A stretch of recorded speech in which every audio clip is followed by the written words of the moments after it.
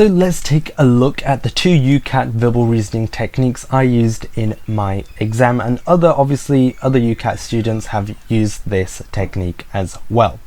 So the first technique is skimming the passage first and then reading the question. Notice how I said skim the passage. You want to be skimming, not reading word for word. Firstly, that's going to waste a lot of time. Now, the next point is that you want to get a general idea of what the whole passage is about by skim reading. So you don't want to be reading word for word. You want to get certain keywords, pick them out, get a general idea of what the whole passage is about, whether that's skipping 1 or 2 sentences or skipping a few words per sentence. However you want to skim, that's totally up to you. Now, the second point is that you want to avoid rereading the whole passage. Now, the way I went about this was I would memorize certain keywords along the way, the positioning, where they are positioned in the passage.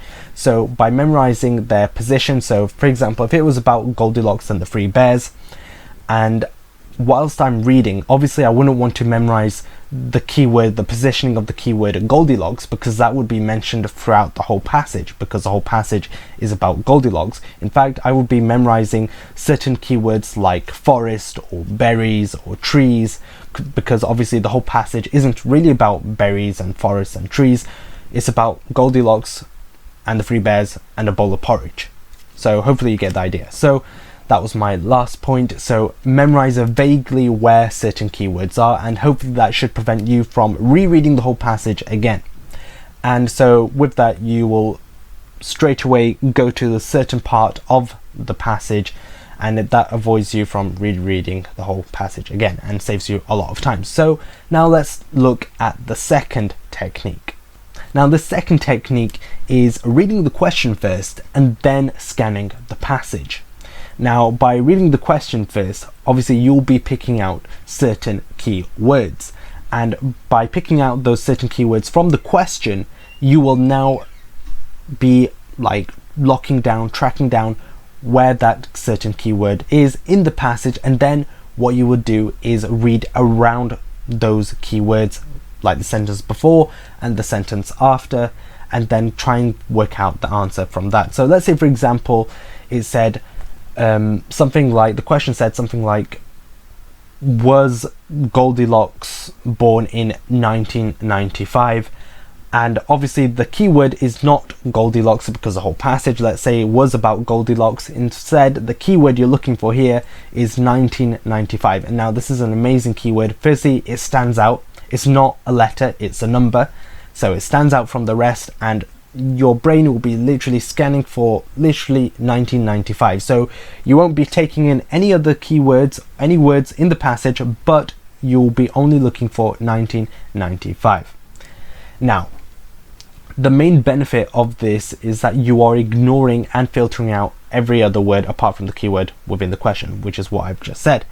And then lastly, this raises the question, what is the keyword? So like mentioned before, the keyword is not the word that is about the whole passage. So let's say, for example, once again, the passage is about Goldilocks, and the question also mentioned the word Goldilocks. Obviously the keyword here that you're looking for is not Goldilocks, because that will be mentioned throughout the whole passage in every sentence possibly. So that's just wasting your time. The keyword is the word that isn't about the whole passage, whether that's like, for example, 1995 when she was born, or blueberries, forest, trees, whatever it is. So choosing your keyword like appropriately will obviously help you utilize this technique to its maximum. Now, with these 2 reading techniques, or if you have any other reading techniques, this is what I would suggest you do. Now, do 10 questions and then 5 sets each per technique. So let's say you got method 1, you would do 5 sets, all 10 questions each, and then write down your score you got for each set of questions that you do, and then do that again with the other technique, and then calculate your overall percentage, and then the one with the highest percentage is the one that is the most beneficial for you, because obviously everyone's different.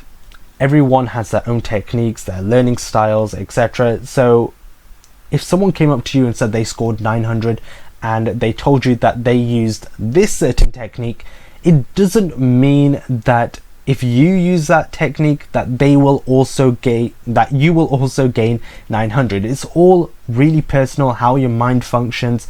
So I would suggest like even possibly creating your own technique and then working out whether that suits you best, and then calculate your overall percentage and then compare it with the other 2 or 3 or however many techniques you have, and then see which one's best one, and then use that and stick to it and then practice it over and over again.